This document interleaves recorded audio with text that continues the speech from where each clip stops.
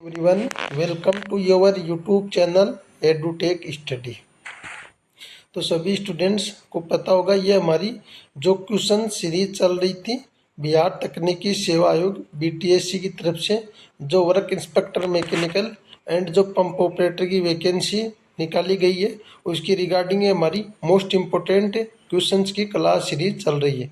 इससे पहले हमने 13 क्लासेस कर ली हैं और 13 क्लासेस के अंदर 310 क्वेश्चन कर लिए। आज की क्लास को हम इसके पहले के क्वेश्चन से आगे कंटिन्यू करते हैं। तो ये फिटर ट्रेड से आपके सबसे पहले क्वेश्चन रहेंगे। फिटर के बाद मशीनिस्ट, फिर इलेक्ट्रिशियन, फिर वायरमैन से मोस्ट इम्पोर्टेंट आपके क्वेश्चन रहने वाले हैं। आज की क्लास का सबसे पहला क्वेश्चन रहेगा, जो ओल्ड लेग कैलिपर होता है उसका उपयोग किस लिए किया जाता है। अच्छा क्वेश्चन है, वेरी इंपॉर्टेंट क्वेश्चन है। जो ओल्ड लेग कैलिपर होता है उसका उपयोग आपकी समांतर रेखा खींचने के लिए ओल्ड लेग कैलिपर का उपयोग किया जाता है। तो ऑप्शन सी इसका आंसर रहेगा। समांतर रेखा खींचने के लिए, जैसे ओल्ड लेग कैलिपर के बारे में बात करते हैं, ये मार्किंग टूल होता है और एज के समांतर लाइन खींचने के लिए इसका उपयोग किया जाता है।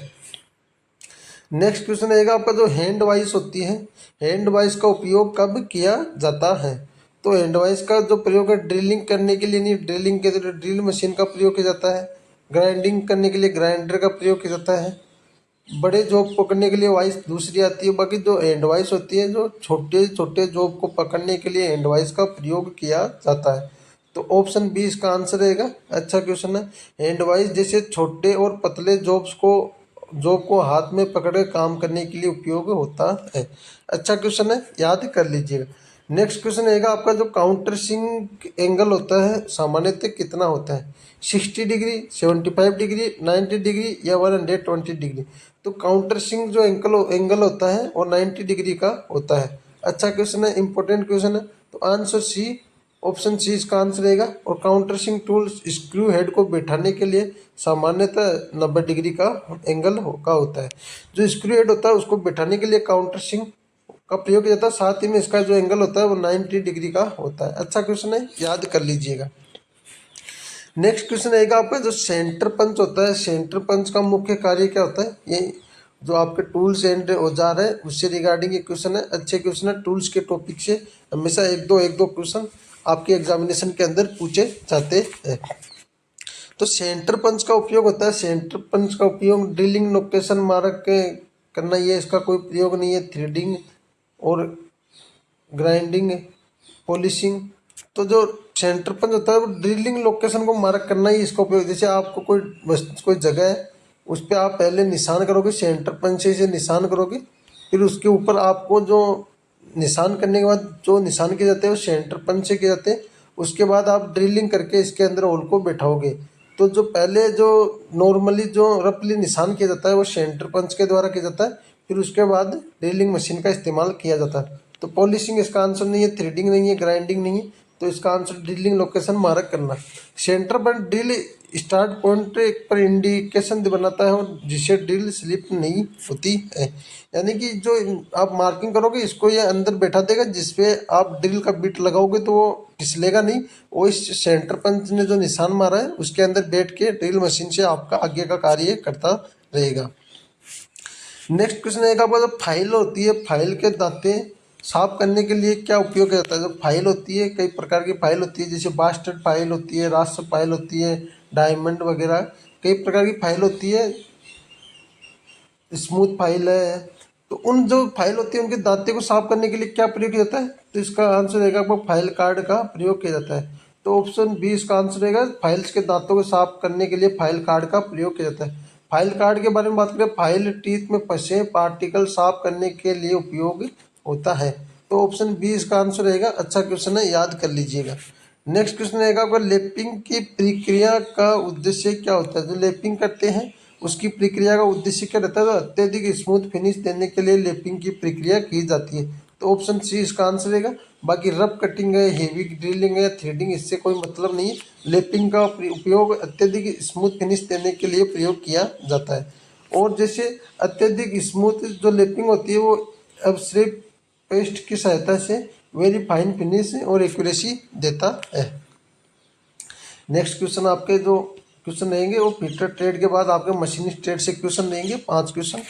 जो मेन ड्रिल होता है, मेन ड्रिल का उपयोग किसके लिए होता है? अच्छा क्वेश्चन है। जो मेन ड्रिल का उपयोग होता है वो होल वाले जॉब पकड़ने के लिए इसका उपयोग किया जाता है। तो ऑप्शन 20 का आंसर रहेगा।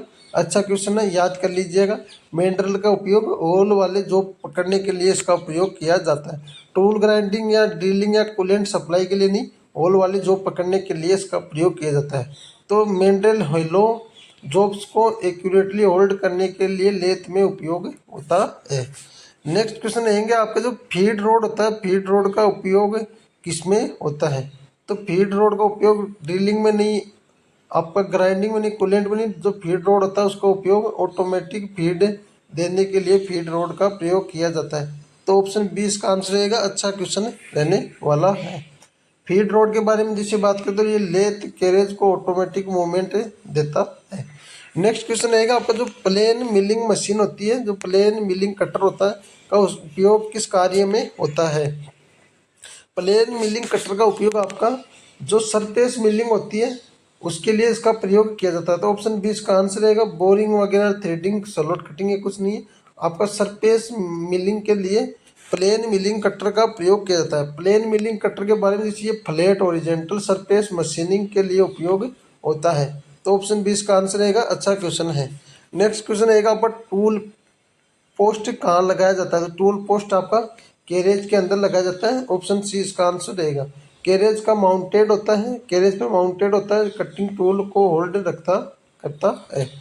नेक्स्ट क्वेश्चन रहेगा, सेंट्रल ड्रिल का उपयोग क्यों किया जाता है? तो सेंट्रल ड्रिल का उपयोग स्टार्टिंग होल बनाने के लिए सेंट्रल ड्रिल का प्रयोग किया जाता है। तो स्टार्टिंग होल बनाने के लिए सेंट्रल ड्रिल का उपयोग किया जाता है। तो ऑप्शन 20 का आंसर रहेगा। सेंट्रल ड्रिल के बारे में जैसे बात करते हैं, एक्यूरेट ड्रिलिंग शुरू करते हैं करने और सेंटर होल बनाने के लिए उपयोग होता है। स्ले मिलिंग किस मशीन पे की जाती है? तो ये मिलिंग मशीन पे की जाती है। तो स्ले मिलिंग होती है वो स्ले मिलिंग वो मिलिंग मशीन पे की जाती है, ना कि ड्रिलिंग मशीन पे, ग्राइंडर पे, शेपर पे नहीं। ये आपकी मिलिंग मशीन पे की जाती है। स्लेब जो मिलिंग मशीन होती है उसके बारे में बात करते हैं, ये आपके लार्ज फ्लैट सरफेस मशीनिंग के लिए मिलिंग मशीन पर की जाती है। तो अच्छा क्वेश्चन है, ऑप्शन सी इसका आंसर रहेगा। अब तक के जो हमने क्वेश्चन किए वो आपके जो पंप ऑपरेटर की जो वैकेंसी थी उन सभी स्टूडेंट्स के लिए वो वेरी इंपॉर्टेंट क्वेश्चन थे, क्योंकि पंप ऑपरेटर के अंदर फिटर और मशीनिस्ट ट्रेड, दो ही ट्रेड के लिए वैकेंट निकाली गई थी, दो ही ट्रेड को मौका दिया गया था। तो जो पंप ऑपरेटर वाले स्टूडेंट है वो इन जो क्वेश्चंस की पीडीएफ है या वर्क इंस्पेक्टर मैकेनिकल है, इन सभी जो क्वेश्चंस की पीडीएफ है आपको टेलीग्राम ग्रुप में मिल जाती है। टेलीग्राम ग्रुप का लिंक आपको वीडियो के डिस्क्रिप्शन बॉक्स में प्राप्त हो जाएगा। तो टेलीग्राम ग्रुप में जुड़ के सभी क्वेश्चंस का एक बार रिवीजन कर लीजिए। साथ ही में इससे पहले जो जितनी भी क्लासेस हुई है आपने नहीं देखी हो तो चैनल पे प्ले लिस्ट बना रखी है, तो चैनल पे प्ले लिस्ट बना रखी है, उस प्ले लिस्ट को विजिट करके पहले की पूरी क्लासेस देख लीजिएगा। उन सभी क्लास के अंदर हमने वेरी इंपॉर्टेंट क्वेश्चन किए थे। अब भी जो पंप ऑपरेटर वाले स्टूडेंट है क्लास को स्किप कर सकते हैं। हम आगे जो इलेक्ट्रिशियन और वायरमैन के क्वेश्चन करेंगे वो वर्क इंस्पेक्टर मैकेनिकल के लिए इंपॉर्टेंट क्वेश्चन रहने वाले हैं। जो इलेक्ट्रिशियन ट्रेड से क्वेश्चन रहेगा, जो प्रत्यावर्तित होता है, जो प्रत्यावर्तित होता है उसके बारे में क्वेश्चन रहने वाले। प्रत्यावर्तित निर्माण के प्रकार के संबंध में दिए गए कथन में से कौन सा सही है? एक अल्टरनेटर के निर्माण के प्रकार के संबंध में कौन से कथन सही है? बहुत ही अच्छा क्वेश्चन है, आराम से समझना, आपको अच्छे से समझना। तो इसमें फर्स्ट कथन है, प्रत्यावर्तित को एकल फेज और 3 फेज प्रत्यावर्तित के रूप में वर्गीकृत किया जा सकता है। जो अल्टरनेटर होता है उसको सिंगल पेज के रूप में भी आप उपयोग कर सकते हो और 3 पेज के रूप में भी वर्गीकृत कर सकते हो, दोनों के रूप में वर्गीकृत किया जा सकता है। तो पहला पॉइंट आपका करेक्ट है। दूसरा, एकल पेज प्रत्यावर्तित वह होता है जो एक साथ रहेगा, यहाँ पे एक साथ एक वोल्टता प्रदान करता है। आर्मेचर कुंडली श्रेणीबद्ध योज्य सीरीज एडिटिव में जुड़ी होती है। ये आपका कथन बी 2 नंबर भी सही है, तो इसके दोनों कथन आपके सही रहने वाले। कथन 1 भी सही है, कथन 2 भी सही है। अब हम इसका ऑप्शन देखेंगे, जैसे कथन 1 और कथन दोनों सही है, कथन 1 व कथन दोनों सही है, ये दोनों सही है, बिल्कुल आप ऑप्शन ए रहेगा। बाकी कथन 1 सही है, एक नहीं केवल दोनों सही है, तो ये ऑप्शन गलत हो जाएगा। न कथन एक न कथन दो सही है गलत है, कथन दो सही है, कथन दो नहीं एक और दोनों दोनों सही है राइट है। तो ये अच्छा क्वेश्चन था, इलेक्ट्रिशियन का प्रीवियस ईयर्स क्वेश्चन था, अच्छे से देख लीजिएगा। सेल क्या उत्पन्न करता है? जो सेल है वो आपका जो होता है वो डीसी सप्लाई को उत्पन्न करता है, तो ऑप्शन बी इसका आंसर रहेगा। जो सेल होता है वो केमिकल एनर्जी होती है ना, केमिकल एनर्जी उसको इलेक्ट्रिकल एनर्जी में बदलता है। सेल कहाँ पे, जो सेल होते हैं बैटरियों के अंदर वगैरह जो सेल होते हैं, आप कहीं भी सेल यूज करते हो, उसका जो कार्य होता है केमिकल एनर्जी को डीसी इलेक्ट्रिकल एनर्जी में बदलता है। अच्छा क्वेश्चन है, याद कर लीजिएगा। नेक्स्ट क्वेश्चन है आपका आर्मेचर वाइंडिंग पर ड्रॉप टेस्ट करने का मुख्य उद्देश्य क्या होता है? तो आर्मेचर वाइंडिंग होती है उस पर ड्रॉप टेस्ट आप क्यों करते हो, उसका मुख्य उद्देश्य क्या रहता है? पावर फैक्टर टेस्ट करना या पावर फैक्टर, इसके लिए आर्मेचर वाइंडिंग ड्रॉप टेस्ट करने की कोई जरूरत नहीं है। पावर फैक्टर टेस्ट करने के लिए कोस पाई जो पावर फैक्टर मीटर होता है उसके द्वारा टेस्ट किया जाता है। मैकेनिकल स्ट्रेंथ जांचने ये कोई है नहीं। जो आर्मेचर में वाइंडिंग ड्रॉप टेस्ट होता है वो आपका वाइंडिंग का रजिस्टेंस और दोष का पता लगाने के लिए आर्मेचर वाइंडिंग में ड्रॉप टेस्ट किया जाता है। बहुत ही वेरी वेरी इंपॉर्टेंट क्वेश्चन है, बहुत ही अच्छा क्वेश्चन है, एक बार और देख लीजिएगा। आर्मेचर वाइंडिंग में ड्रॉप टेस्ट वाइंडिंग रेजिस्टेंस और जांचना और दोष का पता लगाने के लिए ड्रॉप टेस्ट किया जाता है। ड्रॉप टेस्ट का उपयोग आर्मेचर वाइंडिंग की कंटिन्यूटी हो गई यानी कि निरंतरता हो गई, रेजिस्टेंस यानी कि प्रतिरोध हो गया, और शॉर्ट ओपन सर्किट फॉल्ट्स का पता लगाने के लिए यानी कि शॉर्ट यानी शॉर्ट, ओपन यानी खुला या बंद परीक्षण का या फॉल्ट का पता लगाने के लिए भी ड्रॉप टेस्ट का प्रयोग किया जाता है। नेक्स्ट क्वेश्चन रहेगा आपका इलेक्ट्रोमैग्नेट कब मैग्नेट बनता है? तो इलेक्ट्रोमैग्नेट में जब करंट फ्लो होने लगता है तब ये मैग्नेट बनता है। तो ऑप्शन बी इसका आंसर रहेगा। बाकी करंट बंद या हीट देने है हमेशा ऐसा कुछ नहीं, जब इसके अंदर से करंट फ्लो होगा तब ये मैग्नेट के बन जाता है। कोयल में करंट फ्लो होने पर मैग्नेटिक फील्ड उत्पन्न करते हैं। बैटरी में सेल कैसे जुड़ी होती है?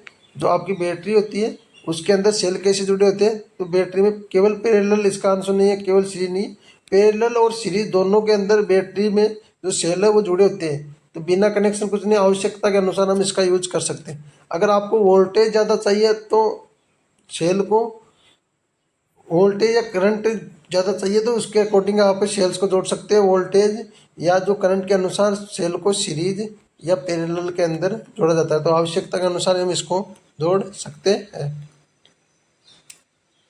नेक्स्ट क्वेश्चन है आपका तुल्यकालिक चाल और रोटर चाल के बीच के अंतर को क्या कहा जाता है? जो अल्टरनेटर की स्पीड या जो रोटर चाल के बीच के अंतर को क्या कहा जाता है? तो तुल्यकालिक चाल और रोटर चाल के बीच के अंतर को स्लिप कहा जाता है। बहुत ही अच्छा क्वेश्चन है, बहुत एग्जामिनेशन के अंदर आ चुका है ये question, very very important question है। तुल्यकालिक चाल और रोटर चाल के बीच को अंतर को हम स्लिप कहते हैं। तो स्लिप इंडक्शन मोटर में सिंक्रोनस स्पीड और रोटर स्पीड के अंतर को स्लिप कहते हैं। स्लिप के कई फॉर्मूले आपको याद कर लेना है स्लिप निकालने के, जैसे एन एस बराबर N S minus N R, ये एन एस बराबर 120 है, 120 इंटू एफ है बट्टा पी है, या एन एस बराबर 1 माइनस एन आर। ये काफ़ी फॉर्मूले स्लिप के सारे फॉर्मूलों को आपको याद कर लेना है। तो ये दो तीन फॉर्मूले बहुत ही इंपॉर्टेंट है, एन एस बराबर N S minus N R, या एन एस बराबर जो पोल की आप चाल निकालते हो 120 इंटू एफ बट्टा पी के द्वारा इसकी चाल निकाली जाती है। अब क्वेश्चन हम हमारे वायरमेंट ट्रेड से रहेंगे। जो क्लिट वायरिंग होती है उसका उपयोग कहाँ किया जाता है? तो ये टेम्परेरी वायरिंग होती है क्लिट वायरिंग, तो इसका उपयोग टेम्परेरी वायरिंग के रूप में किया जाता है। सस्ती होती है और जल्दी इंस्टॉल हो जाती है, इसलिए इसे टेम्पररी इंस्टॉलेशन में उपयोगी होती है।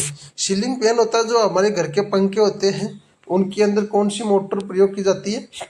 बहुत ही अच्छा क्वेश्चन है। तो इसके अंदर सिंगल फेज इंडक्शन मोटर का प्रयोग किया जाता है, तो ऑप्शन सी इसका आंसर रहने वाला है। Single phase induction motor ceiling fan के अंदर सिंगल फेज इंडक्शन मोटर द्वारा चलता है। बाकी जो आपकी स्टेपर जो यूनिवर्सल मोटर होती है ये मतलब सार्वत्रिक मोटर होती है।